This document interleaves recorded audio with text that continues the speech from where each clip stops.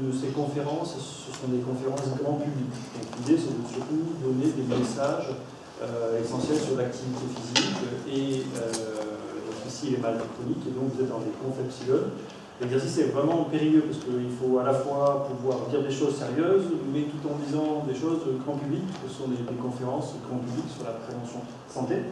D'une équipe Epsilon que vous connaissez pour certains d'entre vous, on est 170 personnes en tout, avec 46 enseignants-chercheurs et pas mal de gens qui font des thèses. Alors le sujet d'aujourd'hui qui nous anime et qui nous préoccupe, c'est l'activité physique pour les personnes malades chroniques.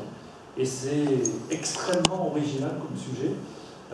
Monsieur Hippocrate, un certain grec, disait déjà qu'il fallait réfléchir à l'hygiène, il fallait réfléchir au mode de vie. Il avait déjà établi un certain nombre de grilles de personnalité d'alimentation en disant qu'il ne fallait pas trop manger de gras, qu'il ne fallait pas trop boire d'alcool, etc. Et donc finalement, ces messages-là, à travers le monde, reviennent. Et aujourd'hui, il y a une lecture scientifique, et vous voyez ici quelques publications assez exceptionnelles sur des revues qui sont très connues, Lancet en particulier, New England Journal of Medicine, où ils parlent de l'activité physique pour les malades chroniques. On est en train de redécouvrir des choses qui existaient intuitivement, mais sur lesquelles il faut des preuves. Donc, premier point important dans la recherche dans ce domaine, c'est évidemment le niveau musculaire. Qu'est-ce qui se passe? Plus on avance en âge, et plus le muscle se rétrécit, le muscle s'atrophie, le muscle perd en capacité, notamment de force, et au profit soit de gras, dans le pire des cas, soit, autre possibilité, des fibres lentes. Donc le but du jeu, c'est de vérifier, en fonction de l'âge, vous avez des courbes ici qui démontrent de façon claire que plus on avance en âge, et plus en gros on va remplacer la fibre musculaire par du gras, et en plus cette fibre musculaire elle aura moins de qualité, et elle sera plutôt une fibre du sujet endurant. Et la perspective, à moyen terme, deuxième point, sur le plan de la cognition. Pas mal de recherches montrent que sur le plan de la cognition, les gens sont moins forts lorsqu'ils avancent en âge. Moins forts, ça veut dire moins attentifs, moins concentrés, en difficulté pour mémoriser un certain nombre d'informations ou pour l'organiser. Donc, ce genre de travaux ont l'air de dire que finalement, plus on avance en âge, et plus ça va être difficile, et avec des liens de plus en plus directs entre maladie chronique et vieillissement. Certains d'entre vous travaillent peut-être sur le cancer, au hasard, et sur ces thématiques-là, on s'aperçoit que les problématiques de maladie chronique et de vieillissement sont complètement intriquées, et que pour certaines personnes âgées qui ont des maladies chroniques, leur vieillissement est accéléré. Et donc des vieillissements accélérés de par de l'inflammation, de par de l'oxydation, de par un certain nombre de mécanismes physiologiques, mais aussi, vous allez voir, des mécanismes psychologiques. Autre point, avec l'avancée en âge, d'autres fonctions se dégradent. Ici, la fonction respiratoire, la capacité à inspirer et donc capter de l'oxygène se perd avec l'âge. Et donc, le gros problème, c'est qu'on peut s'apercevoir où pas mal de gens disaient si on avance en âge, en gros, on ne peut que décliner. Donc c'est fini. On ne peut qu'avancer et se dégrader. Vous allez voir que ce n'est pas aussi vrai que ça et qu'il y a plein de perspectives et d'optimisme à travers ces recherches où l'activité physique est un élément central. Mais avec deux grandes catégories. Et ça, c'est un élément extrêmement important. Je reviens d'ailleurs d'un congrès à Lille la semaine dernière où ils ont démontré que le niveau d'activité physique est un élément central dans la capacité de déterminer des gens malades. Des gens qui font moins de 1 heure d'activité physique par semaine sont des gens théoriquement malades. L'Organisation mondiale de la santé souhaite inventer, créer une maladie qui s'appellerait l'inactivité physique. Vous faites moins de 1 heure d'activité physique par semaine, vous êtes malade. Et non pas simplement en fragilité ou en facteur de risque. Un facteur de risque, ça pourrait être une surcharge pondérale. Non, là, l'inactivité physique conduit à diagnostiquer une maladie lorsqu'on fait moins d'1 heure d'activité physique. Et l'activité physique, on ne parle pas nécessairement de sport, on parle de mouvement, on parle donc faire son potager, aller chercher le pain et autres, c'est déjà dans la catégorie activité physique, mais évidemment, dans cette partie d'activité physique, on verra en conclusion sur les recommandations, il faut aussi faire tourner un petit peu la machine cardiovasculaire. Donc il faut un peu transpirer, ou il faut un peu être essoufflé pour relever de l'activité physique. Et donc ce syndrome-là, cette pathologie, dans les années qui viennent, attrapé, détecté par un certain nombre de programmes dont on va parler, dont un programme samedi notamment, Résolution 50, est tourné autour de ça. Attraper des personnes qui font moins de 1 heure d'activité physique par semaine, qui pensent que tout va bien, qu'ils sont effectivement très bons et qui sont très actifs, mais paradoxalement, ils sont déjà en train de sécréter un certain nombre de risques de pathologies complémentaires. Donc, résultat, ici, un facteur de risque, et un facteur de risque de pathologie avec un élément central, c'est qu'a priori, si on fait plus d'activité physique, on sera moins malade, ou on ne sera pas malade. Mais l'inconvénient, c'est que donner ce genre de message, vous vous rappelez peut-être, il y a plus d'1 siècle et demi, il ne faut pas fumer, il faut bien s'alimenter, ça a un côté, comment dire, assez autocratique. Le terme intellectuel, c'est hygiéniste. Donc des démarches hygiénistes, Yaka, Faucon, vous devez, et donc ces problèmes-là se posent. Est-ce que je dois imposer à quelqu'un de le faire ou pas? Vrai problème majeur. Et là, en l'occurrence, ici, pour des malades, et on va insister là-dessus, tout mon discours il tient autour des malades, autant dans les personnes qui ne sont pas malades, on fait ce qu'on veut, on est dans une liberté totale de faire ou de ne pas faire. Par contre, pour les malades, les recherches avancent et démontrent que là, il faut faire l'activité physique. Comme un médicament.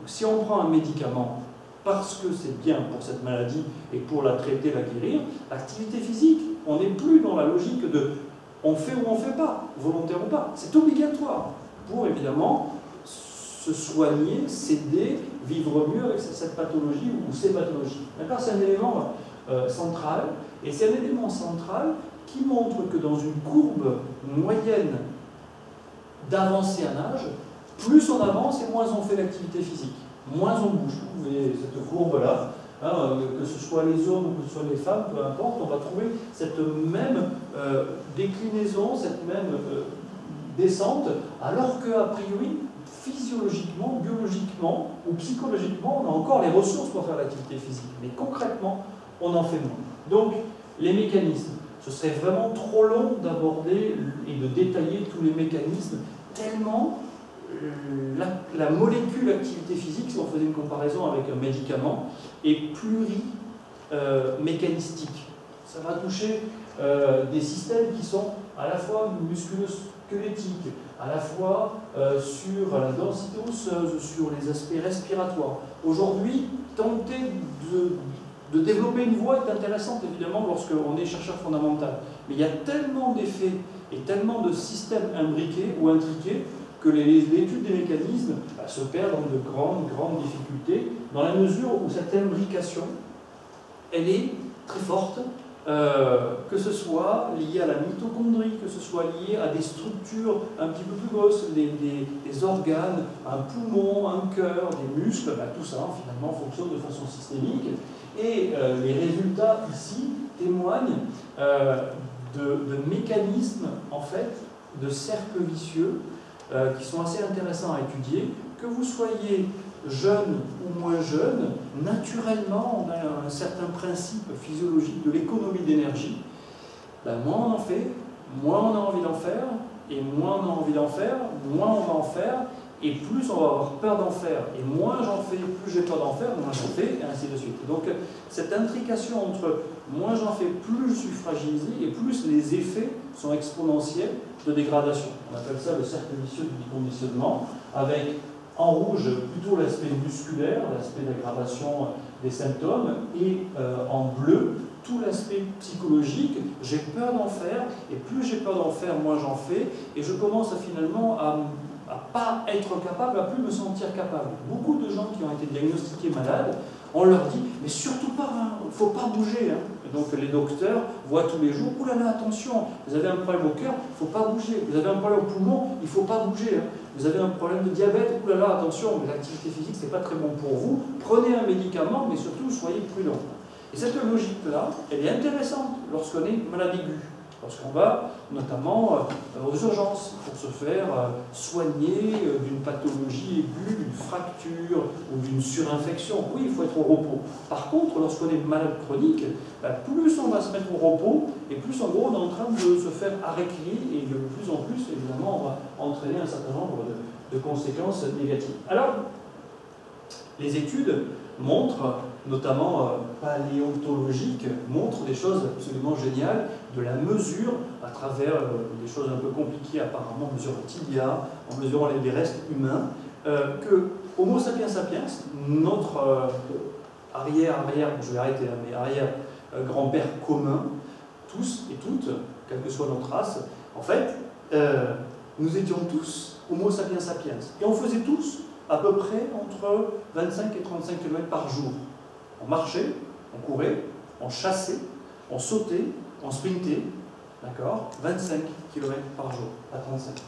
Aujourd'hui, on fait combien, après vous? On en fait beaucoup moins, entre 3 et 5 km en moyenne. Donc pour résumer, génétiquement, on n'a pas évolué depuis 25 000 ans, on est sensiblement les mêmes, voilà, sensiblement les mêmes sur le plan du patrimoine génétique. Par contre, notre dose quotidienne d'activité physique n'est plus du tout la même.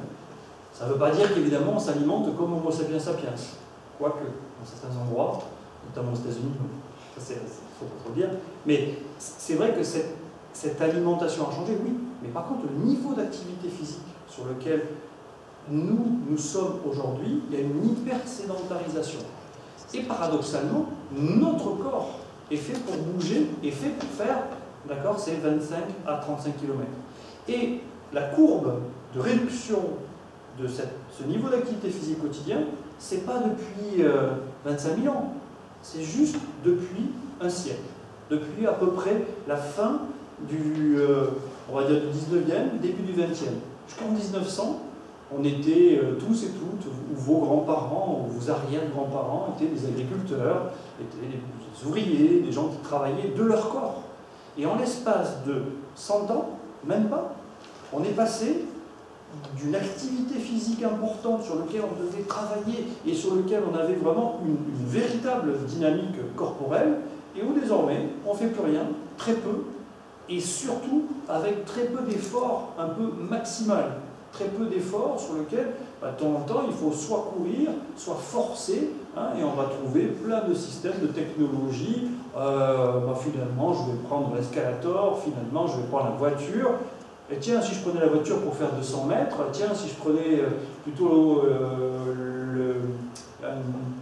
l'escalator du polygone plutôt que de prendre l'escalier qui est à côté de la FNAC, là, tiens, et si je prenais... Et chaque fois, on trouve des solutions. Donc, pourquoi monter par là? Il y a un étage, c'est pas grave, on va prendre l'ascenseur. Vous avez des habitudes qui se font, qui se forgent, et qui nous fragilisent chaque jour davantage. Et quand, naturellement, on a une maladie chronique, hein, quand, naturellement, on a une pathologie complémentaire, on a un risque, ça ne veut pas dire qu'on va être comme ça, mais on a un risque d'avoir un niveau d'activité physique réduit. Et là encore, il y a des travaux qui montrent que lorsqu'on a une maladie chronique, c'est aux alentours de 1 km qu'on fait par semaine. Donc vous imaginez le niveau de sédentarité, donc la fragilité, donc on renforce les processus, donc on est encore dans une capacité à être beaucoup plus fragile. Alors, est-ce qu'il n'y a vraiment plus rien à faire? Il y a certaines personnes qui disent qu'a priori, au minimum 500 ans, on aura fait évoluer notre patrimoine génétique vis-à-vis de notre niveau d'activité physique et que quelques générations qui nous suivront auront probablement trouvé des solutions et les réponses. Mais que pour votre génération, les jeunes là, on est encore trop juste et il y a une explosion des pathologies dans le monde, et en particulier en France, autour de l'inactivité physique et de l'alimentation qui n'est pas du tout appropriée. Donc, des statistiques sont intéressantes ici. Une personne sur 3 aura plus de 60 ans en 2050, entre 200 000 et 400 000 centenaires. Et donc, effectivement, on vit plus vieux. Mais ces hypothèses, vous voyez comme elles sont un peu à deux voies, c'est-à-dire des hypothèses sur lesquelles les personnes vont devenir des experts de la santé et vivre vieux en bonne santé, et puis beaucoup de personnes qui vont glisser vers la pathologie. Elles vont vivre peut-être assez âgées parce qu'il y aura des traitements, mais qui vont les stabiliser dans un état qui est délicat. Et donc les comportements de santé aujourd'hui, c'est important d'y travailler, et d'y travailler parce que plus on avance à l'âge, c'est relativement bien démontré, et plus on a de risques d'avoir une pathologie. C'est un élément important dans tout ce que vous lisez dans la littérature. Faites bien attention, quand on parle de facteurs de risque, c'est que vous risquez de l'avoir, mais vous ne l'avez pas. Si vous fréquentez un milieu dangereux, potentiellement vous pouvez avoir telle ou telle pathologie. Et c'est juste un risque, c'est un facteur de risque, ce n'est pas une cause directe en disant si, alors, à 100%, vous avez tel trouble. Donc plus on avance en âge, et plus il y a des risques d'avoir de la pathologie, mais avec aussi ce paradoxe que plus on avance en âge, et plus on a des... Et je ne vous ferai pas la blague, hein, je vous rassure. sur le fait que, en fait, il y a une scission, une sorte de séparation de deux populations, celle qui va être en bonne santé, ou qui va s'ajuster, qui va faire en sorte d'être vraiment plutôt dans alors ce qu'on appelle un vieillissement réussi, et ceux qui vont glisser dans une dépendance. Et au lieu d'avoir en gros une population homogène, comme pouvait être celle de vos parents, la vôtre et celle qui va suivre va être dans deux voies différentes, avec deux systèmes de santé probables, c'est-à-dire en gros une médecine personnalisée, individualisée, sur lequel on va établir des programmes individualisés qui seront tout à fait adaptés, et puis la masse qui va être dans une position très difficile, car ils vont avoir en général des comorbidités, donc des copathologies, s'alimenter moins bien, avoir moins de moyens peut-être pour se faire aider. Et il y a comme ça, on voit bien se dessiner deux types de médecine, deux types de prévention également, avec deux populations qui se séparent. Et vraiment, on n'est plus dans une idée de le français moyen ou la France, ça ne va plus exister. Il y a vraiment ces deux trajectoires de vie, avec d'un côté ceux qui vont véritablement basculer dans la maladie et ceux qui vont véritablement se prendre en charge pour vivre âgé et en meilleure forme. Et on voit comme ça se dessiner une sorte de business du vieillissement réussi. Donc Sophie d'avant, je pourrais mettre aujourd'hui Jane Fonda avec son livre, je ne sais pas si vous l'avez vu, chez Michel Drucker, en passant, en disant moi j'ai 70 ans et moi ma sexualité est totalement épanouie, j'adore ma vie et autres. Et vous avez vraiment quelqu'un qui parle de son vieillissement réussi et qui est là pour dire comment elle a réussi à bien vieillir, hein, avec des trajectoires qui sont bien décalées. Alors, il y avait la partie évidemment physiologique, la partie psychologique, il y a la partie sociale, soit, mais il y a aussi la partie financière. Il y a beaucoup de plans, notamment français, mais en fait déclinés de l'Organisation mondiale et autres, disent bon, c'est important que les gens se prennent en charge. Pourquoi il faut qu'ils se prennent en charge? Parce que, évidemment, on va faire des économies, et des économies de santé tout à fait significatives. Hein. Quelqu'un qui se prend en charge, qui prend en charge sa santé, permet de faire des économies. Ce matin, au laboratoire, il y avait une présentation d'une étude américaine pour des gens qui sont paraplégiques. Et le fait de donner 300 € par patient et par an en fait économiser aux environs de 8 000 $. Alors, j'ai dit le dollar, ce sont des dollars. Donc, on donne 300 $ aux patients paraplégiques, et en fait, on en économise aux environs de 8 000 d'escales en particulier. Et donc, la logique de quasiment investir en donnant des sous pour permettre d'économiser, parce qu'un coût d'hospitalisation ou un coût de traitement, de chirurgie et autres coûte très cher, incite à aller dans cette direction-là. Et vous avez entendu l'Académie de médecine dire il faut rembourser le sport, et rembourser le sport selon un certain nombre de conditions. Il est tout à fait possible qu'un jour ou l'autre on soit payé pour faire l'activité physique parce que ça coûte moins cher. J'espère. Être encore en vie pour voir ça. Autre point important, c'est pourquoi ça avance? Ça avance parce que les recherches permettent, en biologie en particulier, de vivre plus vieux et de vivre en meilleure santé. Et on sent que, ici, dans cette graphique qui montre les courbes sur les cardiopathies, les progrès qui ont été faits sur l'hypertension artérielle, sur la chirurgie cardiaque, fait que les gens vivent plus vieux et évidemment meurent moins de pathologies. Mais vous avez évidemment des gens qui vont partir dans des conditions un petit peu précaires, dans des conditions un peu délirantes. Exemple, ici, dans le domaine du cancer, où l'activité physique, ça a l'air d'être bien pour la santé, mais certains sont en train de dire c'est tellement bien que ça va tout guérir. Et en particulier, guérir les récidives de cancer, guérir des cancers du sein. Vous avez quelques articles, mais ça continue à pulluler en ce moment, le cancer peut être guéri par les sports de combat, et en particulier le sport karaté. Parce que sport de combat, vous voyez un peu la symbolique qu'il y a derrière, je lutte contre mon cancer, donc symboliquement, si j'ai un sport de combat, j'arrive à combattre l'autre, mais en fait qui est aussi mon cancer. Et ces dérives-là, elles sont en train de s'insinuer progressivement dans toute la société française et autres sur la problématique véritablement de on va tout guérir avec. Et c'est là les dérives, pour certains dans la salle, futurs professionnels, d'être le plus honnête possible sur ce qu'on sait, ce qui potentiellement pourrait arriver, et ce qu'on ne sait pas. Et ce qu'on sait pour une personne, on l'a côtoyé. Oui, mais j'ai guéri parce que moi j'ai fait ce sport de combat. C'est peut-être pas sûr, et peut-être qu'il y a un amalgame extrêmement dangereux. Je suis allé à Lourdes et j'ai guéri du cancer. C'est possible, mais vous n'êtes qu'un cas. Et pour le prouver, c'est un petit peu plus compliqué que ça, et il faut mener des recherches sérieuses pour ne pas dire n'importe quoi. Alors, les preuves de la mortalité ou la non-mortalité par de l'activité physique. Aujourd'hui, elles sont faites dans beaucoup de malades chroniques sur le fait de bouger. En effet, vous avez une vieille étude, parce que ça fait 10 ans quand même, sur le New England Journal of Medicine, c'est une revue majeure médicale, et où il compare le niveau de vie et la durée de vie en fonction donc du niveau d'activité physique. Et donc ce qu'on appelle des MET en équivalent métabolique, celui qui fait moins de 5, celui qui fait entre 5 et 8 et celui qui fait au-dessus de 8. Et vous avez des pathologies, hypertension, BPCO, diabète, etc. Et donc les résultats, c'est que plus on va faire d'activité physique et plus manifestement les gens vont vivre longtemps. Ils ont un risque de ne pas décéder, dit autrement. D'accord ? Donc ça, c'est une des études essentielles que toutes et tous vous devez avoir. C'est téléchargeable gratuitement sur Internet. C'est vraiment une des bases qui, selon des cohortes et selon un nombre très important de patients, démontre le fait que plus on bouge et plus on va avoir une survie longue. Vous pourrez télécharger le diaporama si vous voulez.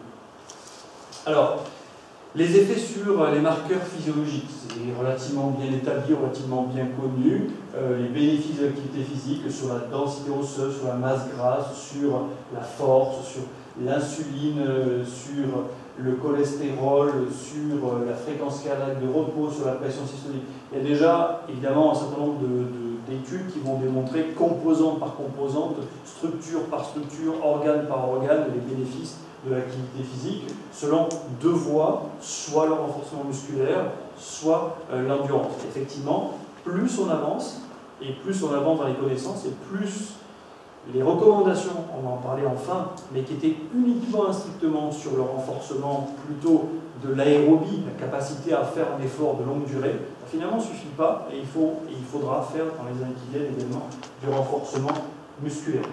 Autre point sur le plan psychologique, est-ce que l'activité physique a des bénéfices? Oui, des bénéfices tout à fait significatifs sur des stratégies attentionnelles, neurologiques en particulier, et de plus en plus de démonstrations, notamment de l'équipe de Bérère qui est au Canada, à Montréal.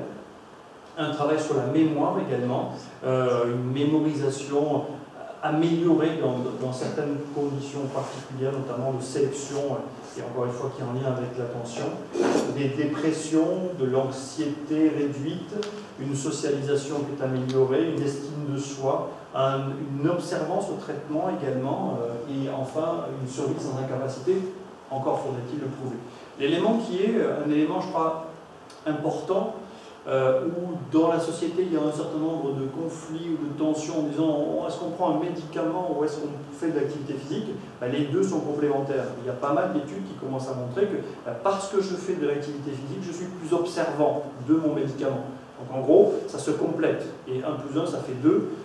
Et donc cette addition de comportements favorables est indispensable. Donc parfois, je veux dire, je ne suis pas observant, oui, mais je fais de l'activité physique, donc je vais prendre mieux mon médicament. Il y a une sorte de cercle vertueux, intéressant de se préoccuper de sa santé.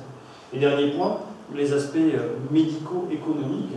Là encore, quelques études ont l'air de montrer qu'il y a une vulnérabilité des personnes moins importante parce qu'elles font de l'activité physique, c'est-à-dire qu'elles ont une socialisation plus importante, qu'elles ont une participation sociale plus importante, que les coûts directs et que les coûts indirects de santé, moins hospitalisés, et les coûts indirects, moins de périodes d'arrêt de travail, aussi parce que l'activité physique est faite de façon tout à fait significative. Donc l'idée qui se trame là, et qui va progresser, j'espère, par les efforts des uns et des autres, c'est que plus on va investir dans la prévention, et plus on va faire des économies. Mais, hélas, en France en particulier, on a des montages qui font qu'en gros, on est comme un millefeuille, et que la comptabilité de l'un n'est pas la comptabilité de l'autre. La sécurité sociale et les mutuelles de santé, par exemple, qui sont deux façons de rembourser.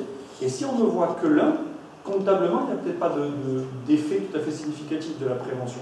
Mais si on regarde l'un plus l'autre, avec les mutuelles, là, on est tout à fait sensible. Et là, les mutuelles sont intéressées aujourd'hui à rembourser ou tester en tout cas des initiatives de remboursement de l'activité physique. Mais le problème majeur, on en reparlera dans le congrès du 5 avril, mais c'est que les autres autorités de santé, et il faut vraiment avoir ce document-là, et j'espère que vous l'avez téléchargé, ou en tout cas il est disponible sur Internet, et on aura une de ses responsables le 5 avril, qui donc, a écrit sur cet ouvrage, va bien montrer à quel point on ne sait pas grand-chose finalement. C'est bien de parler d'activité physique, mais quelle activité physique? À quelle intensité, quelle fréquence, quelle durée, Et donc, comme on ne sait pas tout à fait bien ce qui se passe, eh bien, la recommandation, c'est... On ne peut pas trop recommander. Il faut faire l'activité physique, oui, c'est vrai, mais laquelle? Comment? Il vaut mieux qu'on fasse du sprint, il vaut mieux qu'on fasse de la course à pied, il vaut mieux qu'on fasse du vélo, il vaut mieux qu'on fasse de la randonnée. Est-ce que tout ça, c'est équivalent? Finalement, il n'y a pas tellement de règles de décision, et comme il n'y a pas trop de règles de décision, pour l'instant, c'est manger, bouger. Bon, c'est bien, il faut bien manger et il faut bien bouger. Bon, ok. Mais qu'est-ce qu'on met derrière? Et encore, il y a vraiment des dérives, parce que certains vont dire, moi je suis passionné de tennis, c'est le tennis qui est bon pour la santé, et d'autres vont dire, moi je suis passionné de football, le football c'est bon pour la santé, ou le karaté. Qu'est-ce qu'il faut faire? Quand, comment, et quelles règles, et quelles clés d'analyse? Eh bien, pour avoir vraiment des infos scientifiquement éprouvées, une des suggestions, c'est de partir dans ces essais randomisés contrôlés, où on va tirer au sort un groupe, on va affecter un groupe de patients dans un programme d'activité physique X, et on va comparer à un autre groupe qui ne fera pas d'activité physique, un groupe contrôle, un groupe placebo, ou un groupe qui va faire une thérapie cognitivo-comportementale, ou qui va faire de l'éducation pour la santé, de l'éducation thérapeutique. On va comparer les deux en regardant à la fin. Et entre les groupes, il y aura une seule différence. La seule différence, c'est le programme d'activité physique. Et ça, c'est un élément central, et de plus en plus des essais sont en train de se faire, même si la France reste très très à la traîne sur le montage de ces essais. Alors, l'expérience montpelliéraine nous a poussé à l'équipe, au sens extrêmement large du terme. Je vais vraiment citer Christian Préfond en particulier, qui a vraiment œuvré énormément dans cette perspective-là, de dire, dans l'histoire des pathologies chroniques, on débute toujours par le symptôme. Comment limiter le symptôme? Et donc là, ils ont travaillé en particulier sur la réduction du symptôme, et donc d'une maladie qui s'appelle la bronchopneumopathie chronique obstructive, la BPCO. Le but du jeu, c'est de parler du symptôme qui est la toux et les bronchites chroniques. Donc, premier élément thérapeutique important, c'est évidemment de limiter le tabagisme, actif ou passif, parce que c'était évidemment un des éléments centraux d'un symptôme. Pour réduire ce symptôme, on va travailler sur cette première cause qui était le tabagisme. Deuxième élément, c'était peut-être pas suffisant. Il fallait peut-être aller au-delà. Pour des gens qui sont essoufflés à l'effort, une possibilité, c'est de traiter l'essoufflement par de l'activité physique qui provoque de l'essoufflement. C'est un peu paradoxal, mais et plus on renforce la capacité à résister à l'essoufflement, et moins on va être essoufflé.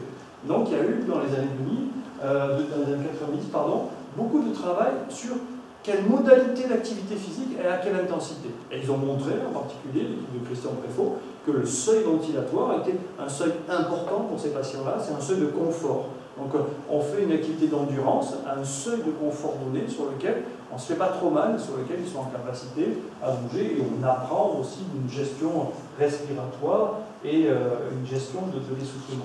Mais de plus en plus, on redécouvre que on a regardé le symptôme, on a étudié un peu la cause, On a vu qu'il y avait des problématiques de réentraînement à l'effort, et on a vu que le muscle pouvait avoir un effet important, mais on s'aperçoit que les causes sont beaucoup plus larges et beaucoup plus systémiques, d'où le travail sur l'éducation thérapeutique. Donc un complément psychosocial de compréhension de la maladie pour que les gens aillent mieux. C'est-à-dire, pour que vraiment j'aille mieux, faire du vélo c'est peut-être bien pour, quand je suis BPCO, mais ça ne suffit pas. Comprendre ma maladie, anticiper les moments où ça va mal, prendre mon traitement et autres, c'est devenu un élément central. Et il y a eu beaucoup d'efforts et beaucoup de recherches. Encore une fois, le 5 avril, vous aurez le leader mondial du domaine, Jean Bourbeau, qui viendra exposer ses travaux en expliquant comment l'éducation thérapeutique a permis au Canada de changer complètement la vision de la BPCO et avec des patients qui s'autogèrent. Pour eux, ils parlent d'auto-soins, autogestion et autres. Vous verrez, c'est peut-être un élément particulier, mais il y a eu un changement radical de positionnement vis-à-vis de la maladie grâce à la compréhension. Je connais ma maladie et évidemment, j'apprends des gestes qui vont me permettre d'anticiper tel ou tel point. Et aujourd'hui, on a oui, bon, c'était une étude que nous avions réalisée, mais qui permet de démontrer qu'on économise 480 € par an et par patient lorsqu'on fait une éducation thérapeutique au CHU. Voilà, 480 €. C'est pas beaucoup, mais simplement il y a 1,5 million de BPCO en France. Vous imaginez le coût que ça représente d'économie.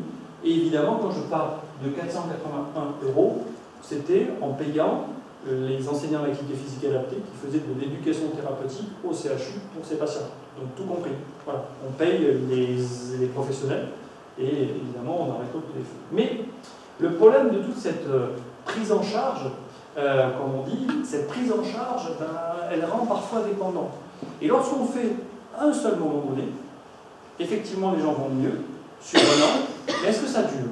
Hélas, pour beaucoup d'individus, comme peut-être pour vous, vous avez pris des résolutions le 1er janvier 2013, ça y est, cette fois-ci j'arrête de manger des pâtes avec des patates ou du pain, et peut-être que ça ne se fait pas exactement comme on le voulait et ça ne dure pas dans le temps. Et là on a un certain nombre de travaux, un des anciens étudiants Thésard a montré de façon très claire que dans les problématiques physiologiques, ça tient aux environs de 12 mois. La tolérance à l'effort, une distance au test de marche, on tient une performance un peu meilleure jusqu'à 12 mois. Puis après 12 mois, ça décline. Pour les variables psychologiques, ça retombe plus rapidement. La dyspnée en particulier, l'essoufflement retombe plus rapidement. Donc, résultat, c'est bien de réentraîner, de réhabiliter quelqu'un. Mais si vous ne faites rien après, tous les efforts investis en temps, en argent, en professionnel, en matériel, en locaux, finalement, ils ne servent pas à grand-chose s'ils ne sont pas pris dans le temps. Pourquoi? Parce que ces maladies sont chroniques, parce qu'on ne peut pas les guérir. Donc, penser à des piqûres de rappel a été indispensable, et en 2010, à Montpellier, en équipe, on a pensé à un réseau de post-réhabilitation. Ce réseau, il fonctionne comment? C'est un réseau de professionnels organisés entre eux, avec des connexions, des réunions, des séminaires, des formations, et des associations de patients dans toutes les grandes villes du Languedoc-Roussillon. 9 villes. Et ces associations de patients, elles reçoivent des professionnels pour faire de l'activité physique adaptée, de la kinésithérapie, alors sur demande, de la psychologie, et notamment des groupes de parole, et un groupe de parole, et de l'éducation thérapeutique. Tout ça rassemblé, on a fait une étude où on a comparé un groupe qui a fait le réseau et un groupe qui n'a pas fait le réseau, et les résultats qui sont, pour nous, on trouve assez importants, c'est qu'il y a eu une diminution de 80% des hospitalisations, et donc ça permet largement, et plus que largement, la possibilité de rembourser les professionnels qui travaillent dans le réseau, parce qu'on fait des économies pour la société, uniquement en termes d'hospitalisation. Donc, la prévention a de beaux restes devant elle, mais si véritablement on s'en fout. Alors, en conclusion de cette partie-là, ce qu'il faut bien comprendre, c'est que l'activité physique, est-ce qu'elle guérit une maladie chronique? La réponse est non. À 99%, a priori, à part le diabète de type 2, où il y a des effets tout à fait significatifs, on ne guérit pas Donc on n'est pas thérapeutique au premier point. Mais, deuxième point, est-ce qu'on diminue les symptômes de la BPCO? La réponse est oui. On diminue la dyspnée, on diminue l'anxiété, on diminue des troubles dépressifs, potentiellement. Autre point, est-ce qu'on potentialise les effets des traitements conventionnels? Donc là, ce n'est pas encore prouvé, mais c'est tout à fait probable. Le fait de se remettre à bouger, le fait de se remettre à faire de l'activité, c'est une façon de s'occuper de soi. Et de s'occuper de soi, c'est aussi peut-être s'écouter un petit peu plus. Donc s'écouter un petit peu plus, ça veut dire que, bah oui, effectivement, le docteur il m'a dit de prendre ces médicaments, bah, peut-être que je vais les prendre de façon plus attentive et plus perfectionnée. Autre point, est-ce que... Donc, autre point, est-ce que l'activité physique prévient notre maladie? Là, c'est un élément central de la recherche d'aujourd'hui et encore plus de demain. Autant on ne guérit pas de maladies chroniques par l'activité physique, autant on prévient l'apparition d'autres maladies chroniques. Je vous ai parlé au début de sédentarité, d'inactivité physique. Et bien effectivement, pour les sujets patients qui font de l'activité physique, ils ont moins d'autres pathologies, obésité, etc. C'est très long, et ça c'est un élément central. D'où les experts, des professionnels en activité physique adaptée pour travailler là-dessus. Est-ce que l'activité physique améliore la qualité de vie? C'est prouvé et vraiment confirmé depuis à peu près une dizaine d'années. Est-ce que ça augmente la durée de vie? C'est discutable dans certaines pathologies. Dans la BPCO, c'est prouvé aussi. La durée de vie est plus longue, est prouvée notamment par une étude de Garcia-Emrich de 2006. Est-ce que ça réduit les dépenses de santé non programmées? Eh bien, c'est prouvé aussi, désormais. On sait que par l'activité physique, qui est un complément à d'autres activités, mais on va réduire de façon significative les dépenses. Donc, les économies de santé, aujourd'hui, ça y est, ils sont en train de rentrer dans les dispositifs, et les économistes, pour dire aux agences régionales de santé, il faut véritablement agir dans ce sens. Alors, en conclusion de cette partie-là, la prise en charge de l'accompagnement, oui, bien sûr, on passe d'une prise en charge, le patient subissait, à un accompagnement. On va être avec lui, on va l'accompagner sur le long cours. Et donc, c'est la création de nouveaux métiers, l'activité physique adaptée, les psychologues spécialisés dans la santé, et ce qui va arriver demain, peut-être que si vous venez au congrès du 5 avril, vous verrez ça, mais les case managers, les managers de cas dont on parle depuis un petit moment, et donc au Canada, on expérimente depuis 2003, les gens qui sont en gros des coachs de la gestion de la santé des malades chroniques et sur lesquels vraiment les effets sont tout à fait positifs, et donc Jean Bourbeau pourra en parler bien largement mieux que moi. De l'acceptation à l'appropriation, donc les maladies chroniques, s'approprier une maladie, on n'est pas là pour l'accepter, mais pour se l'approprier, et de la prescription à la personnalisation.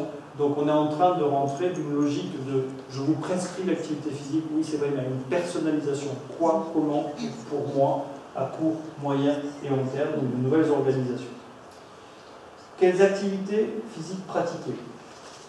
Les recommandations aujourd'hui sont celles-là, notamment aux États-Unis, 2h30 d'activité physique d'intensité modérée par semaine, ou 1 heure d'intensité vigoureuse par semaine. Voilà les recommandations qu'il faudrait lorsqu'on n'est pas malade et potentiellement même si on est malade. Et vous avez le petit cousin français qui dit à peu près la même chose, la recommandation de 2h30 d'intensité modérée par semaine de cette expertise collective. Vous avez également une autre recommandation qui est probablement la plus recommandée, c'est-à-dire, et qui va venir dans les années futures, c'est-à-dire une activité physique d'endurance, d'un côté, oui c'est vrai, et vous voyez à peu près la même dose d'activité, 2h30 par semaine, mais avec la possibilité complémentaire de faire du renforcement musculaire. Je crois que dans les années qui viennent, ces questions-là autour de est-ce qu'on fait de l'aérobie ou est-ce qu'on fait du renforcement musculaire, on va aller de plus en plus dans 2 voies, donc de 2 temps de séance bien spécifiques. Et évidemment, des activités de souplesse et des activités d'équilibre, et en complément de ça, sur le plan psychologique, des activités qui vont renforcer l'estime de soi, qui vont valoriser les sujets, qui vont montrer qu'ils sont capables de retrouver des ressources pour montrer qu'ils sont capables, améliorer également les stratégies attentionnelles, cognitives, améliorer la gestion des symptômes également, et enfin, travailler sur la socialisation. On fait l'activité physique pour rencontrer les gens, pour exposer, pour partager, pour échanger.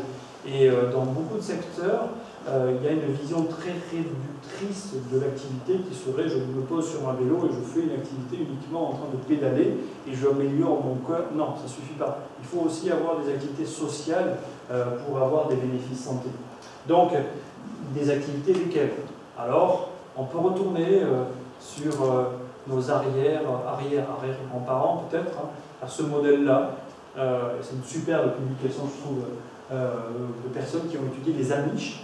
Et donc ces populations-là, américaines, actuelles, vivant comme quasiment allez, au XVIIe siècle, XVIIIe siècle, donc pas de technologie ni rien. Et donc vous voyez la prévalence ici des obésités, hein, chez les Amish, c'est 4%. Voilà. Chez les Américains, c'est 30% d'obèses. Effectivement, il n'y en a pas beaucoup. Hein. Il n'y en a pas beaucoup forcément parce que l'alimentation, parce que l'activité physique, elle est évidemment beaucoup plus stimulante. C'est une façon de voir. Vous pouvez vivre comme ça, il n'y a aucun problème, chacun fait comme il veut. La deuxième possibilité, c'est cette logique de performance, de toujours plus, encore plus, et de démontrer. Alors, probablement que ça marche. Oui, ça marche pour un monsieur qui s'appelle monsieur Robert, je ne me souviens plus de son nom, je crois que c'est Robert Marchand, qui ne fait pas des marchands, mais qui fait du vélo, et qui a fait un 100 km, il a 100 ans, en 4 heures et des poussières. Donc cette logique de à 100 ans, je fais une perf. Oui, ça a peut-être une certaine logique pour certains individus, mais on n'est pas forcément dans une logique performative. Hein. Et donc la recommandation et les recommandations, c'est bien l'activité physique pour sa santé, comprendre sa santé, comprendre ses besoins, les personnaliser, et donc évidemment en particulier les partager avec d'autres. Donc les recommandations, après en termes d'activité physique, le premier point, on est à Montpellier, c'est un peu l'école de Montpellier qui donne quelques recommandations, c'est vrai, mais on ne peut pas faire d'activité physique si on ne fait pas d'éducation à côté, si on ne comprend pas ce qu'on fait. Donc tous les gens qui vous disent il faut faire, d'accord, il faut faire, mais comment? Et le comment est aussi important. Donc pourquoi vous le faites? À quoi ça sert de faire cette activité physique? Faire secouer, bouger des gens temporairement, ça a peut-être un sens, mais vous ne les rendez pas autonomes. Et le but, c'est bien d'avoir cette valeur éducative complémentaire, et on montre de façon très claire que s'il y a l'un plus l'autre, le bien-être, la qualité de vie est véritablement améliorée. Et que si on reste que sur du pédalage, ou si on reste que sur de la marche pure et dure, finalement on ne comprend pas trop bien les bénéfices. Est-ce que c'est l'effet placebo ou pas? On pourrait en parler très longtemps. Deuxième point, la persistance dans de l'activité physique. On sait que une personne sur deux va arrêter au bout de 6 mois. C'est pas tout à fait exact, je crois que c'est oui, ça. Ouais, voilà. Et 40% au bout d'un an. On sait que les gens vont arrêter. Et alors, exactement comme dans le tabac, plus on arrête, même si on reprend, et plus on a une chance d'arrêter. Donc l'activité physique, vous avez commencé le 1er janvier 2012, vous avez arrêté le 5 janvier 2012. C'est déjà pas mal, vous avez tenu 4 jours. Ben, en 2013, vous avez tenu 6 jours. C'est bien, continuez.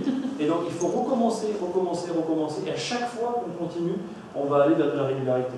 Et évidemment, on sait que c'est la régularité qui compte le plus, mais néanmoins, cette question-là, elle est importante, et évidemment, il y a pas mal d'animateurs, de coachs qui ne sont pas dans les bonnes conditions pour pouvoir motiver, donc il faut aussi aller dans des endroits qui sont plaisants, et des endroits sur lesquels on va peut-être en profiter et échanger. Et un point aussi à signaler, qui est un point assez significatif, donc c'est de trouver un climat pédagogique sécurisant, un endroit où on va se faire plaisir, et avec un élément central sur lequel il faut penser et repenser pour les malades chroniques, c'est que spontanément, une activité physique va provoquer de la fatigue. Une maladie chronique provoque de la fatigue, du stress. Et spontanément, on pense que parce qu'on est fatigué, il faut se reposer. Et c'est là où on a tous un rôle majeur à jouer pour dire, pas parce qu'on ressent beaucoup de fatigue qu'il faut s'arrêter et se reposer. Mais il faut en refaire de l'activité physique, un peu, pas beaucoup, mais un peu. Et on a moins de fatigue après. Compliqué. Pour lutter contre la fatigue, il faut se fatiguer. C'est quoi cette histoire? Et donc, avoir cette fatigue saine, comme disaient nos grands-parents, c'est une manière d'être moins fatigué après. Mais à la juste dose. Et donc, dans une des maladies majeures d'aujourd'hui et de demain, le cancer, les traitements entraînent beaucoup de fatigue. Et on s'aperçoit que les gens qui sont très fatigués sont ceux qui potentiellement sont encore plus en danger après de récidive de cancer. Et que l'activité physique au décours des traitements chimiothérapiques, c'est un élément central, sans aujourd'hui encore avoir prouvé le fait qu'il est récidive. Autre point important, c'est que toutes les activités physiques ne se valent pas. Non, elles ne sont pas équivalentes en bénéfice santé. Et un élément important est l'intensité. L'intensité trop extrême n'amène évidemment aucun effet significatif sur la santé, voire pire, un effet délétère. Et donc, l'effet dose, aujourd'hui on ne connaît pas bien, on ne connaît pas bien la nature de ces activités physiques, mais à moyen terme, il est évident qu'on va avoir des spécialisations, donc des centres qui vont s'ouvrir, dans le public comme dans le privé, dans des associations comme dans des sociétés, peu importe, et sur lesquels on va perfectionner pour vous, comme un artisan, le bon outil, le bon costume de vos besoins d'activité physique spécifique. Autre point, le point clé, c'est l'engagement à long terme et la régularité. Je crois que c'est l'élément important, c'est la régularité, de s'engager sur long terme. Il vaut mieux en faire moins, mais de façon régulière, plutôt que de se dire que je dois perdre 10 kilos avant d'aller sur la plage au mois de juillet. C'est vraiment le pire du pire. L'effet yo-yo est vraiment le problème le plus important. Il vaut mieux y aller progressivement, quel que soit l'âge, quel que soit le moment, quelle que soit la pathologie, plutôt que d'attendre et plutôt que de le faire de façon très irrégulière. Autre point important, le réalisme des perceptions.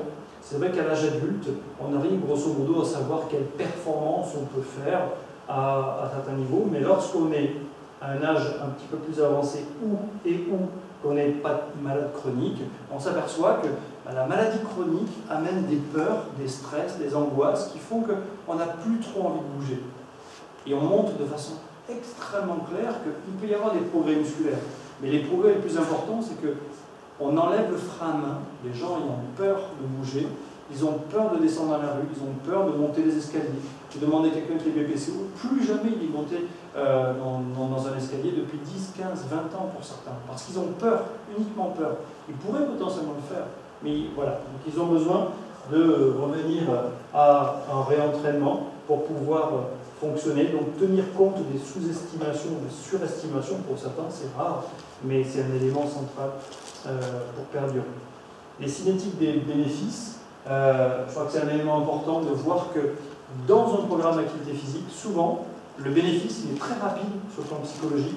Vous faites 2-3 séances et vous avez directement des bienfaits. La personne se sent mieux sans avoir de bénéfices physiologiques. Et après, au bout de 15 jours, en général 3 semaines, vous ressentez les bénéfices physiologiques. Et je pense que ça, c'est un élément clé dans la pédagogie de ces activités physiques adaptées, c'est d'avoir la possibilité d'indiquer, de pointer du doigt ces bénéfices très tôt. Ah oui, vous avez progressé, monsieur. Ah oui, regardez, vous avez progressé à tel exercice. Ah oui, c'est vrai que la marge de progression pour vous est importante, mais regardez ce que vous avez pu faire en l'espace de quelques heures, de quelques séances. Autre point important, mais ça a été dit, c'est que l'activité physique, finalement, c'est une molécule à effet systémique pour lutter contre des maladies chroniques qui sont à effet systémique, les effets métaboliques, cardiovasculaires et autres. L'activité physique a cet avantage d'être une molécule, c'est vrai.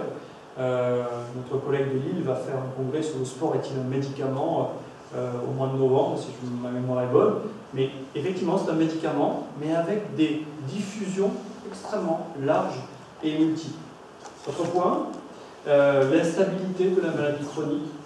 À gauche, vous avez une courbe qui montre une personne qui s'évalue tous les jours sur l'estime qu'il se porte, et à droite, quelqu'un qui souffre de BPCO. Vous voyez cette instabilité.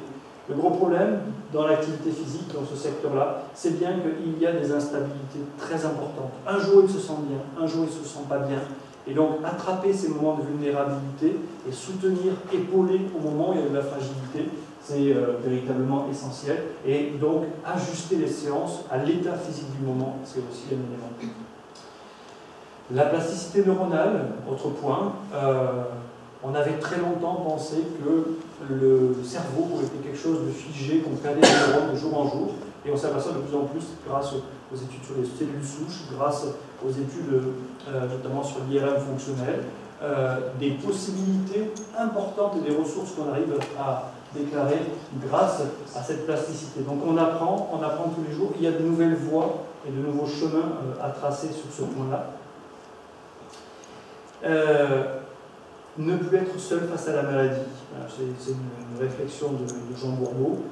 Effectivement, un des points aussi majeurs dans l'activité physique, c'est de partager avec des pairs. On a souvent envie de dire le but c'est que la personne s'entraîne et qu'elle s'entraîne peut-être tout seul, qu'elle se réentraîne toute seule. Non, il y a des moments où il faut être avec des gens qui ont les mêmes maladies que moi.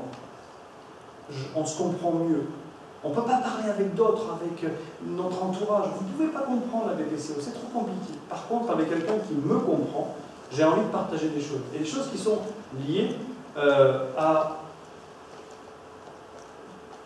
non seulement de la vie quotidienne, mais des choses peut-être beaucoup plus intimistes. On ne va pas dire au médecin, on ne va pas dire à son kiné, on va parler de sexualité avec un père, on va parler de soutien social, d'aide technique, et évidemment avoir ces moments d'échange avec les pairs est absolument central.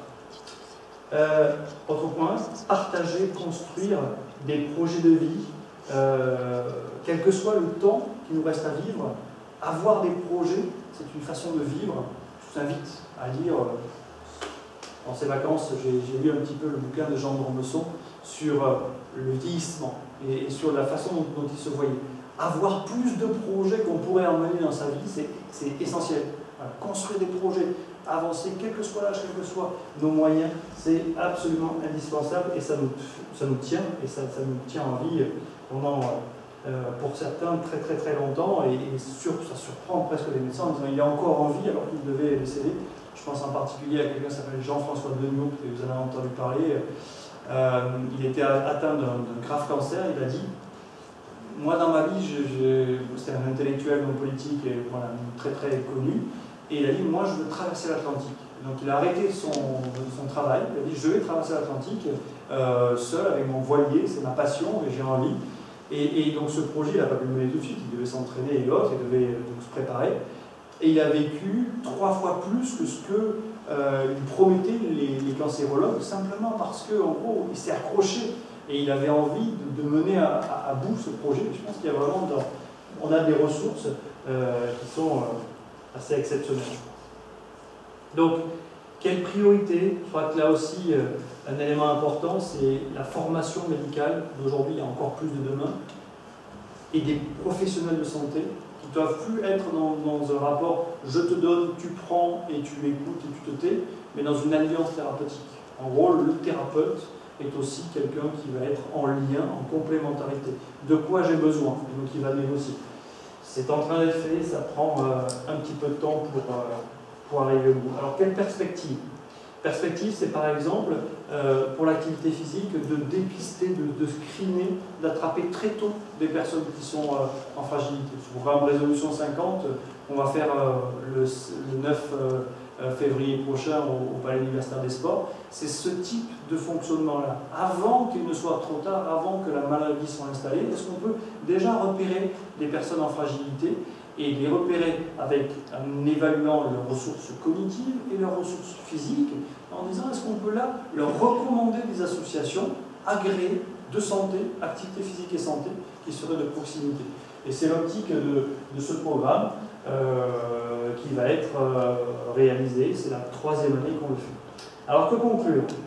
Premier point, évidemment que l'activité physique, c'est un élément clé. Nous étions des Homo sapiens sapiens, il est probable qu'il faille qu'on change un certain nombre de comportements. Mais on ne peut pas parler d'activité physique sans parler d'alimentation. C'est vrai que les dérives actuelles de l'alimentation trop grasse, trop sucrée, trop salée, trop quoi? Qu'est-ce que j'ai oublié? Avec beaucoup de glucides et donc pas assez de fruits, pas assez de légumes, pose un certain nombre de difficultés et très très loin de notre arrière grand point. grands-parents. Et de la même façon, sur le plan psychologique, le fait de se regarder le nombril n'est peut-être pas la bonne façon de vivre en bonne santé, et encore plus quand on a une pathologie. Donc l'optique, c'est véritablement de pouvoir réfléchir sur 3 points en même temps et en parallèle. Qu'est-ce qu'on mange, et comment on mange, et comment peut-être l'optimiser. De réfléchir à notre mode de vie également, notre mode de vie, c'est-à-dire comment on fonctionne. Et le dernier point, sur l'activité physique. Et effectivement, ce qu'on est en train de découvrir ou de redécouvrir, qui a l'air simple, mais qui n'est pas autant que ça, c'est qu'une activité physique personnalisée ne va être pertinente qu'en fonction de ce qu'on mange, et du lien et de l'alimentation qu'on a. Plus, à côté, la question du mode de vie, de comment on vit, comment on interagit avec les autres. Et donc ces 3 éléments critiques sont l'avenir potentiel des thérapeutiques non médicamenteuses, et avec des perspectives très importantes de réflexion et de recherche vraiment très conséquentes. On en est qu'au tout début, mais de ces thérapies non médicamenteuses dans le domaine de l'alimentation, dans le domaine de la psychologie et dans le domaine de l'activité physique, il y a vraiment beaucoup de travail à faire, et je vous invite à ce congrès prochain du 5 avril sur lequel cette recherche sur les thérapies non médicamenteuses, chacun aujourd'hui est dans son coin, ceux qui travaillent dans l'activité physique, ceux qui travaillent dans la partie psychologique, les accompagnements psychologiques, ceux qui travaillent dans l'éducation thérapeutique, et ceux qui travaillent dans les nouvelles technologies. Vous avez entendu parler des serious games en particulier. Voilà, toutes ces dimensions-là, c'est un complément des médicaments. Ça doit être certainement extrêmement complémentaire, mais encore il faut le démontrer. Et aujourd'hui, l'industrie du médicament a fait des recherches extraordinaires pour montrer les avancées et de faire prendre à beaucoup de gens des médicaments. Par contre, sur la prescription de ces non-médicaments, on a beaucoup de difficultés. Avant de peut-être discuter, une petite conclusion. Donc pour les Confepsilon, la fois prochaine, vous aurez cette excellente conférence le 5 mars de Christophe Gernigon, pour celles et ceux qui le connaissent, j'imagine, et de Anne-Marie Costalafuno sur la question de la santé et du travail en particulier, de la motivation. Voilà, je vous remercie de votre attention.